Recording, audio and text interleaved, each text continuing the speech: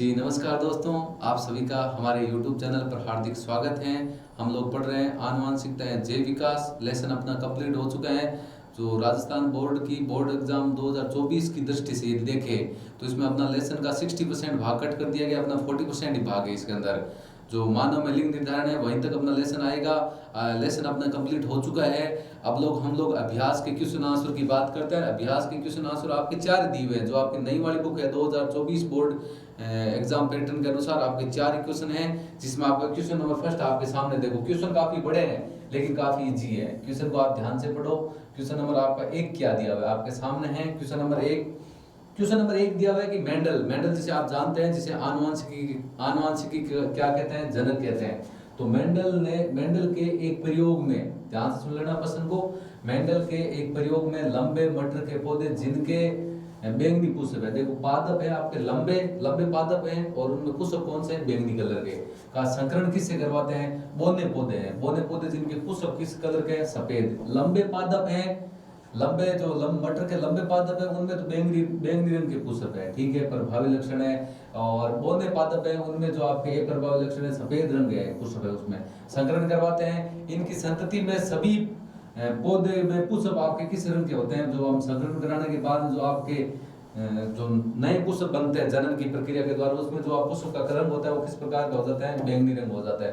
परंतु लगभग उनमें से आधे बोने थे और इससे कहा जा सकता है कि लंबे जनक के पौधे की आनुवंशिकी की रचना निम्न तीन में से पूछा है कि कौन सी। अब ये जो आप ये देखोगे ना, ये बड़ा टी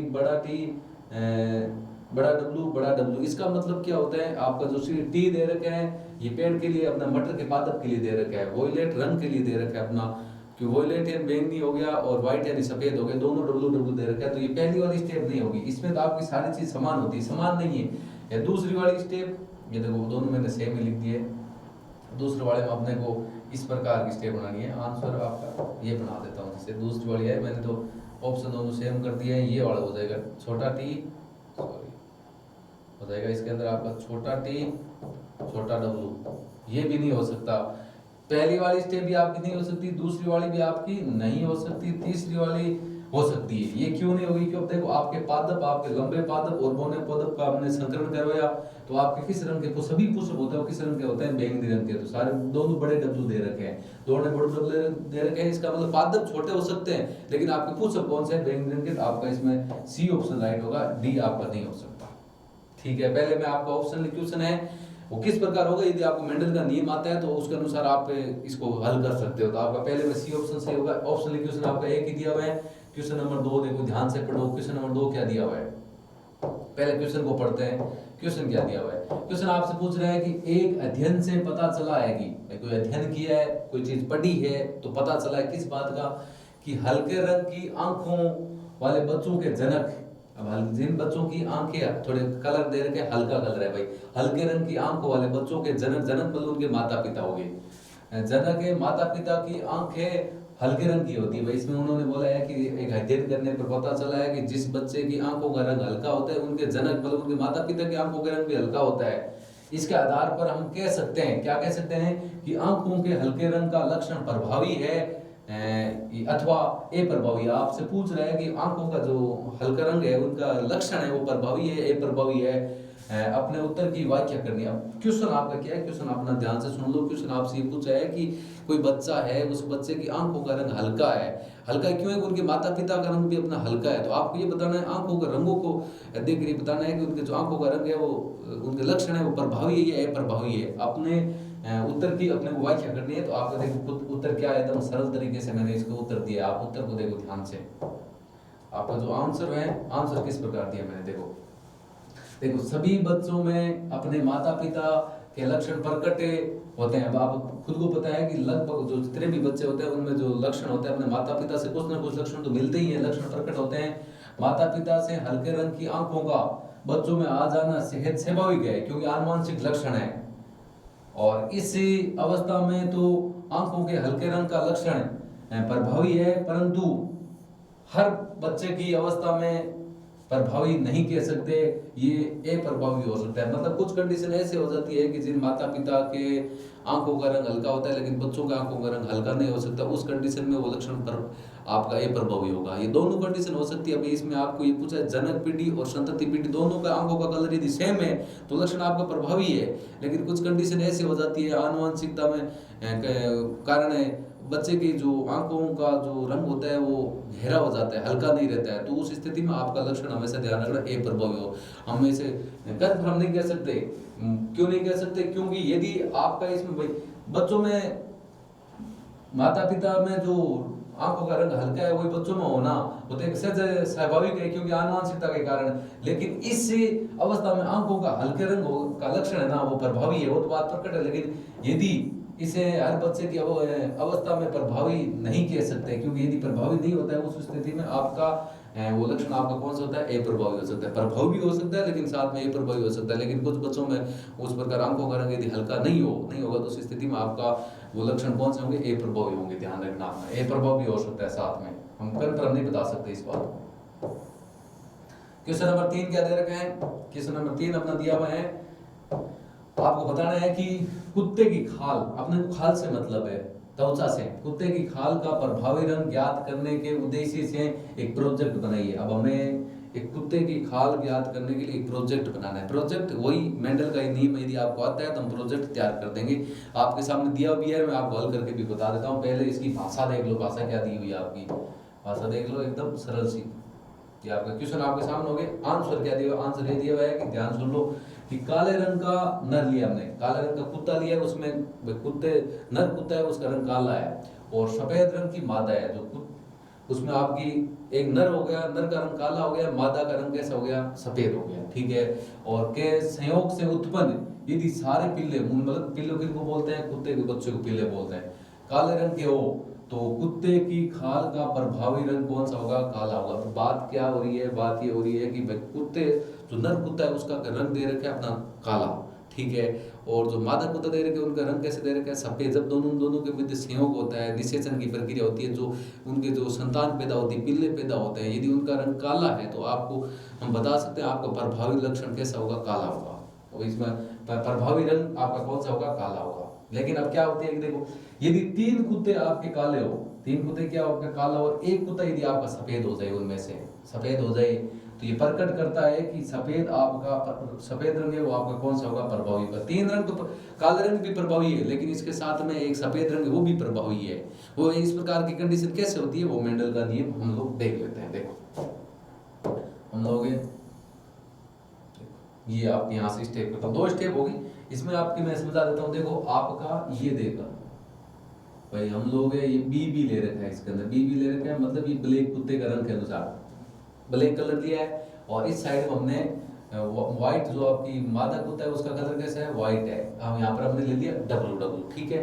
अब हम लोग क्या करते हैं, अब इसमें 2 बी हैं तो हम लोग क्या करते हैं? अलग अलग युग्म के ले लेते हैं। ये लोग युग्म का आपके इधर भी बी हो गया, इधर भी आपके क्या हो गया? बी। थोड़ा सा कम दिखाई दे रहा है इसलिए मैं उनको ऊपर चला रहा हूँ। इसमें भी इनको अलग अलग कर लेते हैं। ये आपका हो गया डब्लू, ये आपका क्या हो गया? डब्लू, ठीक है। अब हम लोग इनका संकरण करवाएंगे। संकरण करेंगे पहले इसको इन दोनों से मल्टीप्लाई संयोग करवा देते हैं। तो आपको देखो ये वाली कंडीशन दे रखी है, ये और ये मिलाएंगे तो आगे आपका हो जाएगा बी, और उसके बाद क्या हो जाएगा? डब्लू। तो इसमें आपका प्रभावी कौन सा होगा? काला रंग ही होगा। और ये वाली कंडीशन होगी, इसमें हम लोग क्या कर देते हैं? ये लो, इसमें आपका बी पहले हो गया और डब्लू इधर हो गया, तो इसमें भी आपका प्रभावी रंग कौन सा होगा? काला होगा। अब हम लोग इसकी करवा देते हैं, ये लो इसकी करवाते हैं तो बी आगे हो गया, डब्लू बाद में हो गया। इसमें भी प्रभावी रंग कौन सा होगा? आपका काला होगा, ठीक है।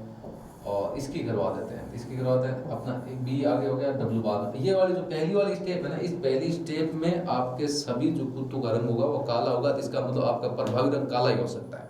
इसमें प्रभावी रंग काला ही होगा, इसमें कोई शक नहीं है, सफेद नहीं हो सकता, क्योंकि इसमें जो F1PD में अपनी अभिव्यक्ति प्रदर्शित करते हैं उसे प्रभावी लक्षण कहते हैं। जो F1PD में अपनी अभिव्यक्ति प्रदर्शित नहीं कर सकता उसे क्या कहते हैं? अप्रभावी लक्षण कहते हैं, ठीक है। ये और एक तो ये कंडीशन होगी, ये हो सकता है, और इसके साथ में एक अपनी दूसरी कंडीशन अपनी ये हो सकती है। देखो दूसरी क्या दे रखी है? इधर हमने ब्लैक और व्हाइट ले लिया, ठीक है, जो भी हमने संतति प्राप्त हुई उसी के अनुसार। इधर भी हमने क्या ले लिया? ब्लैक और क्या ले लिया? व्हाइट ले लिया। अब हम लोग क्या करवाते हैं? संकरण करवाते हैं, उनका इनके साथ करवा दो। देखो इनके साथ कराएंगे तो आपको पता है अलग अलग हो जाएगी। एक आपका बी हो गया, एक आपका क्या हो जाएगा? डब्लू हो गया, ठीक है। इधर इसी में कोई सेम ही होगा, एक आपका बी हो गया और एक आपका कौन सा हो गया, एक आपका क्या हो गया, डब्लू हो गया। इसकी इन दोनों के साथ करवाते हैं, ये लो। अब आपको बताया ये आपका हो गया बी बी, इधर भी बी है, इधर भी अपना बी है, तो वो आपका उसमें रंग आपका कौन सा होगा, काला ही होगा। एक अपना ये वाला लेते हैं और ये वाला लेते हैं। इसमें आपका प्रभावी रंग कौन सा होगा, बी और डब्लू हो गया। इसमें भी आपका उसके कुत्ते का रंग कैसा होगा, पीले का रंग ब्लैक ही होगा। एक इसमें हम लोग इसका ले लेते हैं, ये हो गया और ये हो गया। इसमें आपका एक बी है एक डब्लू है, तो बी को पहले लिखेंगे, बी हो गया एक डब्लू हो गया। इसमें भी आपका कुत्ते का रंग कैसा होगा, काला होगा। एक अभी इसकी और इसकी करवाते हैं, ये ध्यान से देखो, ये डब्लू है, ये भी अपना डब्लू है, तो दोनों में क्या हो जाएगा, डब्लू और डब्लू हो जाएगा। इस स्थिति में कुत्ते का रंग सफेद होगा, तो आपका प्रभावी लक्षण कैसा होगा, सफेद होगा। अब यदि आप चाहते हो कि मैं उसको आपको एक व्हाइट पेज में एकदम बड़े तरीके से समझाऊं, तो वो भी मैं आपको बता देता हूँ। देखो कैसे होता है, एकदम सरल तरीके से समझा देता हूँ, कोई दिक्कत नहीं है। ऐसे मैं समझाता हूँ आपको, ऐसे नॉर्मली जैसे आपको कैसे करना है उसके बारे में हम लोग चर्चा कर लेते हैं। अब आपको मैं बता देता हूँ आपको कैसे करना है। देखो इस प्रकार में हम कर सकते हैं, कैसे करना है, जैसे हम लोग पहले कलर ले लेते हैं अपना ये वाला। देखो ये आपका ब्लैक रंग के लिए लिया, बी और बी ले लिया, और इधर की साइड में हमने व्हाइट रंग के लिए डब्लू डब्लू लिया, डब्लू। अब इनमें से दोनों युग्मक भी ले सकते हैं, एक एक युग्मक काम में लेके भी हम संकरण करवा सकते हैं। एक एक युग्मक काम लेते हैं तो आपका संकरण सीधा होगा। इसमें एक युग्मक आपका क्या हो जाएगा, बी हो जाएगा, एक युग्मक इसमें आपका क्या हो जाएगा, डब्लू हो जाएगा। इनका यदि हम लोग आपस में संकरण करवाते हैं, संकरण करवाएंगे तो एक आपका हो जाएगा बी और ये आपका क्या हो जाएगा, डब्लू। अब इसमें जो आपका रंग होगा ना, ये वाला रंग, ये आपका रंग कैसा होगा, उस जो पीले का रंग होगा वो ब्लैक ही होगा, उसमें रंग क्या होगा, ब्लैक होगा। अब यदि आप इसको अलग अलग करना चाहते हो ना, अलग अलग किस प्रकार होगा, सही आपका ये भी है, अलग अलग करना चाहते हो तो अलग अलग मैं आपको बता देता हूँ कैसे होगा, उसको भी आप ध्यान से देख लो, देखो कैसे होगा वो। अब इसमें इसके दो युग्मक अलग होते हैं, ये देखो बी ले लिया, इस पे इधर भी एक बी और ले लिया, दो युग्मक बना लिए, ठीक है। इसमें से एक डब्लू हो गया अपना, और इधर भी एक अपना क्या हो गया, डब्लू हो गया। अब संग्रहण करवाते हैं पहले इसका और इसका, ये लो क्या बनेगा, बी आगे हो जाएगा, ये डब्लू हो जाएगा, ठीक है। अब इसका और इसका, ये लो इधर बी और क्या हो गया, डब्लू। अब इसका इसके साथ मल्टीप्लाई कर देते हैं, ये लो इसमें क्या हो जाएगा, बी और क्या हो जाएगा, डब्लू। इसका इसके साथ कर देते हैं, बी और क्या हो जाएगा, डब्लू। इन चारों कंडीशन में जो आपका पीला होगा उसका कलर कैसा होगा, ब्लैक होगा। ध्यान रखना, ये संकरण का जो अपना पृथक्करण का नियम है ना, उसी के अनुसार हम लोग इसको कर रहे हैं। ये हो गया एक स्टेप, देखा आपकी ये होगी। अब हम लोग क्या करते हैं, इसका संकरण इसके साथ करवाते हैं, ये लोग करवा देते हैं। कैसे, ये आपका बी और डब्लू, ब्लैक और सफेद दोनों हो गए इसमें, इसमें आपका ब्लैक और सफेद दोनों हो गए। अब दोनों का अलग अलग युग्म कर लेते हैं, अलग अलग युग्म करेंगे, इसके दो युग्म बनेंगे, एक बी बनेगा ब्लैक और एक आपका सफेद, इसमें भी दो बनेंगे, एक आपका ब्लैक बनेगा, एक आपका कौन सा बनेगा, सफेद बनेगा। अब संग्रहण करवाते हैं, ये लो एक ये करवाएंगे पहले।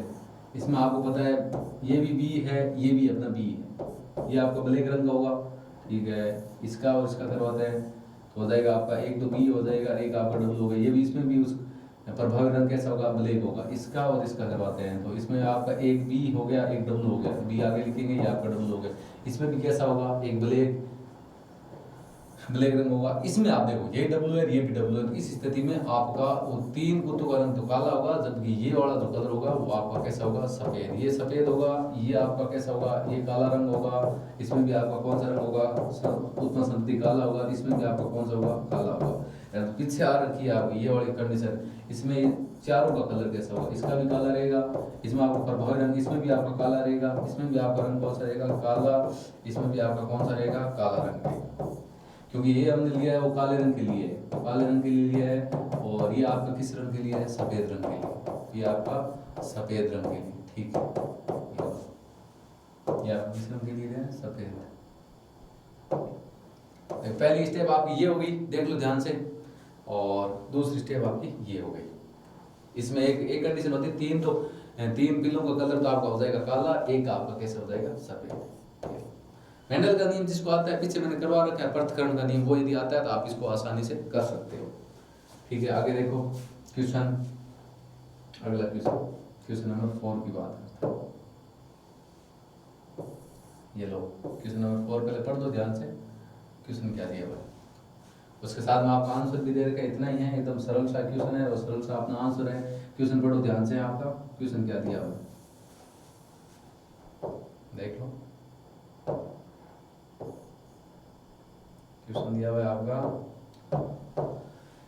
कि संतति में, जो नई संतति पैदा होती है, संतति में नर एवं मादा जनकों द्वारा आनुवंशिक योगदान में बराबर भागीदारी किस प्रकार सुनिश्चित की जाती है। एक बात बोलते हैं कि एक जनक पीढ़ी से संतति पीढ़ी होती है। जनक पीढ़ी में माता और पिता दोनों होते हैं।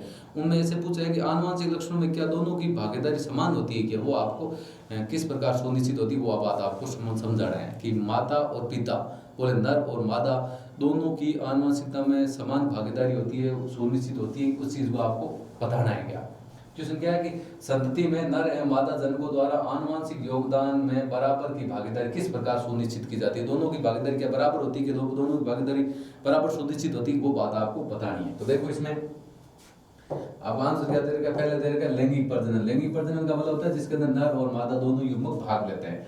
लैंगिक प्रजनन में डीएनए, डीएनए का पूरा नाम क्या होता है, डीऑक्सी राइबोन्यूक्लिक अम्ल।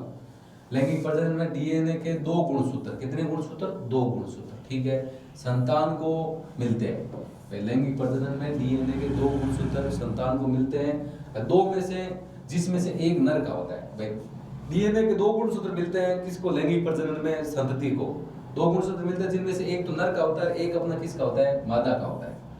किसी एक गुणसूत्र से संतति की उत्पत्ति संभव नहीं है। अब डीएनए में से जो 2 गुणसूत्र मिलते हैं, 2 गुणसूत्र में से एक गुणसूत्र तो मादा का होता है, एक अपना किसका होता है, नर का। ये भी बोल दिया कि किसी एक गुणसूत्र से संतति की उत्पत्ति संभव नहीं है। तो दोनों गुणसूत्रों में से जो लक्षण प्रभावी होता है वही संतान में दिखाई देता है। भाई दोनों में से जो प्रभावी होगा वही लक्षण उसके अंदर दिखाई देगा। दोनों में से यदि नर वाला गुणसूत्र यदि प्रभावी होगा तो नर वाला लक्षण दिखाई देंगे ज्यादा, यदि मादा वाला लक्षण प्रभावी है तो मादा वाला दिखाई देंगे। अब मैंने आपको बताया था कि गुणसूत्रों में क्या होता है कि निर्भर करता है कि संतान पैदा लड़की होगी या लड़का होगी, वो तो निर्भर करेगा पुरुष वाले गुणसूत्र पर। कैसे कि मादा का जो लिंग गुणसूत्र होता है वो होता है XX होता है, नर का क्या होता है XY होता है। XX मिलेगा तो आपकी संतान लड़की पैदा होगी, यदि X और पुरुष वाला Y हो जाएगा तो आपका संतान क्या पैदा होगा, लड़का होगा। तो दोनों की भागीदारी समान है। समान क्यों है कि डीएनए में 2 गुणसूत्र होते हैं, दोनों गुणसूत्र संतान को मिलते हैं, 2 में से एक नर का होता है, एक किसका होता है, मादा का होता है। और किसी एक गुणसूत्र से उत्पत्ति संभव नहीं होती है, और दोनों में से जो लक्षण प्रभावी होगा वही संतान में दिखाई देता है। भाई जो लक्षण प्रभावी होता है वही संतान में दिखाई देता है। न्यू पैटर्न के अनुसार आपकी बुक में ये 4 इक्वेशन दिए हुए थे, एकदम सरल और सटीक तरीके से मैंने आपको बता दिए। ज़्यादा आपको पढ़ना नहीं, क्योंकि जो बोर्ड 2024 में है आपकी इतना ही कोर्स है, सिलेबस है, ज़्यादा पढ़ने की आपको कोई ज़रूरत नहीं है। क्योंकि जो पुरानी वाली बुक है उसमें पूरा लेसन दिया हुआ है, पूरे क्वेश्चन आंसर दिए हुए हैं, जो पहले के वीडियो है उसमें भी पूरा लेसन अपलोड किया हुआ है, लेकिन आपको न्यू सिलेबस के अनुसार पढ़ना है। ये था अपना आज का लेसन, आनुवंशिकता एवं जैव विकास, जिसके आपके क्वेश्चन आंसर। अपनी साइंस को मजबूत करने के लिए आज ही हमारा ज्वाइन कीजिए यूट्यूब चैनल। क्लास आपको कैसी लगी, अच्छी लगी तो लाइक करें, शेयर करें और हमारे यूट्यूब चैनल को सब्सक्राइब करें। थैंक यू, जय हिंद, जय भारत।